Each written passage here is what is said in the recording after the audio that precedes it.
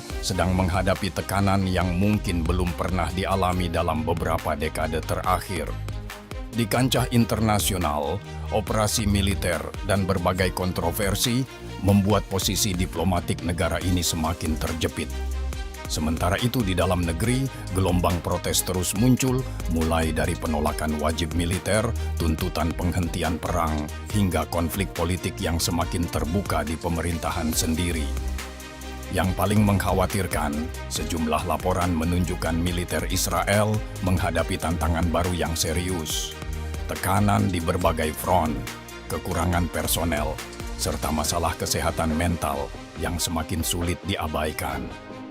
Pertanyaannya kini, bagaimana sebenarnya kondisi Israel saat ini? Itu yang akan kita bahas di narasi ini.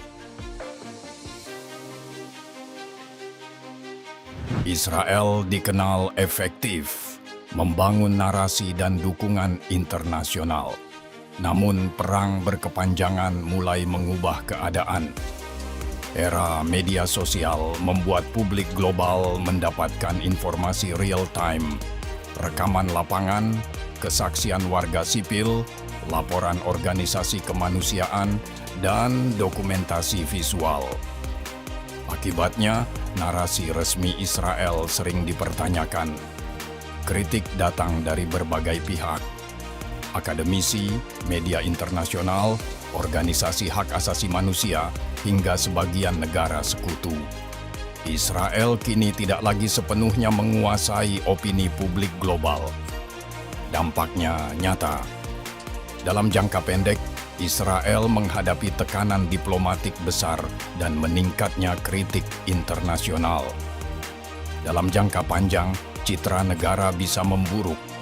Ruang gerak diplomasi berkurang dan sulit membangun dukungan untuk konflik berikutnya.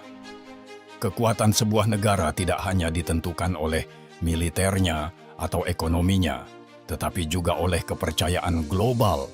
Dan itulah aset yang kini paling sulit dipertahankan Israel. Jika melihat pemberitaan beberapa bulan terakhir, pola yang muncul cukup menarik. Israel kini tidak lagi hanya menjadi sorotan karena konflik di Gaza. Perhatian dunia meluas hingga Lebanon, tepi barat, bahkan perairan internasional. Menurut laporan Al Jazeera, di Lebanon Selatan, serangan udara, artileri, dan operasi darat Israel telah menghantam wilayah seperti Nabatiyeh, Tyre, dan Bint Jibeil. Infrastruktur penting mengalami kerusakan, sementara pasukan Israel bergerak hingga Sungai Litani. Di Gaza, pemerintah Benjamin Netanyahu memperluas kontrol wilayah, langkah yang dikritik karena dianggap melanggar gencatan senjata. Sementara itu, di tepi barat, operasi militer, ekspansi permukiman, dan pengusiran warga Palestina terus memicu eskalasi kekerasan. Kontroversi juga muncul di laut, ketika pasukan Israel mencegat armada bantuan global Sumud Flotilla di perairan internasional, menahan sekitar 430 aktivis. Di tengah operasi militer yang menuai kritik di berbagai front, ketidakpuasan domestik pun semakin meningkat. Laporan percakapan panas antara Trump dan Netanyahu menjadi perhatian. Menurut Axios, Trump marah atas langkah militer Israel di Lebanon, menilai hal itu bisa menggagalkan upaya diplomasi Amerika Serikat. Jika laporan ini benar, hubungan yang selama ini dianggap sebagai pilar dukungan Israel mulai menunjukkan ketegangan. Di forum internasional, situasinya juga sulit. Dalam konferensi ILO di Jenewa, diplomat Israel Walid Gadban bahkan diinterupsi delegasi yang menyuarakan dukungan bagi Palestina, sehingga pidatonya tidak selesai. Situasi ini menunjukkan bagaimana sentimen global terhadap Israel semakin terbuka. Tekanan datang juga dari sekutu barat. Para pemimpin Kanada, Australia, Prancis, Jerman, Italia, Selandia Baru, dan Inggris mengeluarkan pernyataan bersama mengenai situasi tepi barat mengutuk meningkatnya kekerasan pemukim. Bahkan, Presiden Korea Selatan Lee Jae-myung mempertanyakan legalitas penyitaan armada bantuan global Sumut Flotilla karena 2 warga Korea termasuk aktivis. Semua ini menimbulkan pertanyaan serius. Apakah Israel sedang menghadapi isolasi diplomatik yang belum pernah terjadi sebelumnya?